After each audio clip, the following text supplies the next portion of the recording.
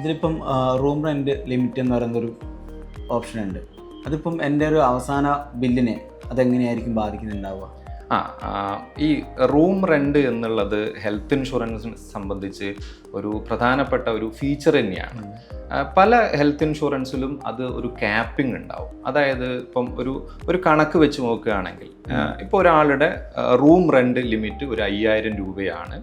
ആൾക്ക് എലിജിബിൾ ആയത് അതാണ്. പക്ഷെ ആൾ എടുത്തിരിക്കുന്ന റൂം 7500 രൂപയുടെ റൂമാണ് എടുത്തിരിക്കുന്നത്. 5 ദിവസം ആൾ അഡ്മിറ്റ് ആവുമ്പോൾ ആൾ ഉപയോഗിക്കേണ്ട റൂമിനേക്കാളും 50% അധികം എമൗണ്ട് ആണ് ആൾ ഉപയോഗിച്ചിരിക്കുന്നത്.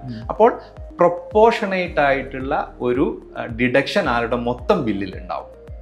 അപ്പം മൊത്തം ബില്ല് പരിശോധിക്കുകയാണെങ്കിൽ ഏകദേശം ഒരു 50% അതിൽ കുറവ് വന്നേക്കാം. അപ്പോൾ പോളിസി കണ്ടീഷൻ കൃത്യമായിട്ട് മനസ്സിലാക്കണം. ടേംസുകൾ കൃത്യമായിട്ട് മനസ്സിലാക്കിക്കൊണ്ടാണ് ഒരു ഹെൽത്ത് ഇൻഷുറൻസ് എപ്പോഴും നമ്മൾ സെലക്ട് ചെയ്യേണ്ടത്. അപ്പം ആളുകൾക്കൊക്കെ സംശയമുണ്ട് ഈ കോ പേയ്മെൻറ്റ് എന്നുള്ളത് എന്താണെന്നുള്ളത്. പലതരത്തിൽ അതിനെ കാറ്റഗറൈസ് പറയുന്നുണ്ട്. സത്യത്തിൽ എന്താണത് കോ പേയ്മെൻറ്റ്? കോ പേയ്മെൻറ്റ് എന്ന് പറഞ്ഞു കഴിഞ്ഞാൽ നമ്മുടെ അഡ്മിസിബിൾ ക്ലെയിം എമൗണ്ട് പോളിസി ഹോൾഡറും കമ്പനിയും കൂടെ ഷെയർ ചെയ്യുക. അവിടെ ഒരു പാർട്ട്ണർഷിപ്പായിട്ടാണ് അത് പോവുക. അതായത് ഇപ്പോൾ ഒരു 10% കോ പേയ്മെൻറ്റ് എന്ന് വെച്ച് കഴിഞ്ഞാൽ ആളുടെ ബില്ല് ഏകദേശം 15 ലക്ഷം രൂപയാണ് വന്നത്. അങ്ങനെയാണെങ്കിൽ 1.5 ലക്ഷം രൂപ ആ പോളിസി ഹോൾഡർ അടയ്ക്കണം. ബാക്കി എമൗണ്ടേ കമ്പനി അടയ്ക്കുള്ളൂ. അപ്പോൾ കോ പേയ്മെൻറ്റും വളരെ ശ്രദ്ധിക്കേണ്ട ഒരു ഘടകമാണ്. ഇന്ത്യയിൽ പൊതുവെ ഈ ക്ലെയിം റിജക്ട് റേറ്റ് എന്ന് പറയുന്നത് കൂടുതലായിട്ടാണ് പറയുന്നത്. സത്യത്തിൽ അത് എന്തുകൊണ്ടാണ് അങ്ങനെ സംഭവിക്കുന്നത്? ക്ലെയിം റിജക്ഷൻ ഏറ്റവും കൂടുതൽ സംഭവിക്കുന്നത് ഇതിൽ പ്രധാനപ്പെട്ട ശ്രദ്ധിക്കേണ്ട കുറച്ച് കാര്യങ്ങളുണ്ട്.